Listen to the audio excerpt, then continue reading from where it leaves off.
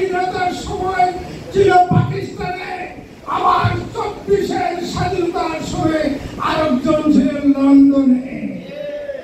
যারা চাঁদাবাজি, রাহাজানি ও লুটতরাজ করছে, দেশের মানুষ আগামী জাতীয় সংসদ নির্বাচনে তাদেরকে প্রত্যাখ্যান করবে বলে মন্তব্য করেছেন বাংলাদেশ খেলাফত মজলিসের নায়েবে আমির আল্লামা মহিউদ্দিন রব্বানী।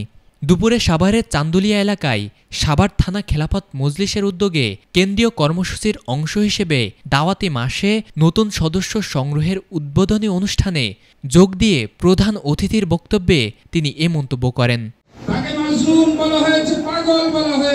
বাংলাদেশ খেলাফত মজলিসের নায়েবে আমির আল্লামা মহিউদ্দিন রব্বানী আরও বলেন, 24-এর গণঅভ্যুত্থানে একটি দলের নেতা লন্ডনে ছিল, আর এই সময় রাজপথে কারা ছিল দেশের মানুষ সে সম্পর্কে অবগত আছে।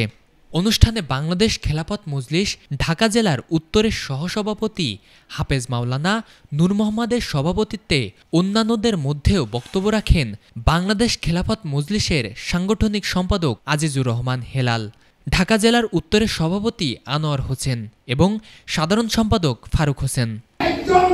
স্বাধীনতার সময় ছিল পাকিস্তানে, আবার 24-এর স্বাধীনতার সময় আরেকজন ছিলেন লন্ডনে। তাহলে দুইজন দুই দেশে ছিলেন, বেশি কথা বলেন না। রক্ত কারা দিয়েছে, রাজপথে কারা ছিল, কেমন ছিলাম, 21-এ ছিলাম, 24-এ ছিলাম, 25-এ আছি। ইনশাআল্লাহ রাজপথে আমরা আছি, থাকবো। ইসলামের বিরুদ্ধে যদি কোনো কথা বলেন, আপনাদের রক্ত চক্ষুকে আমরা ভয় করি না।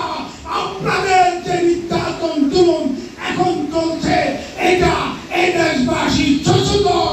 আপনাদের এই জুলুম, নির্যাতন, চাঁদাবাজি, দখলবাজি এবং কি পাথর পর্যন্ত মুক্ত করেছে।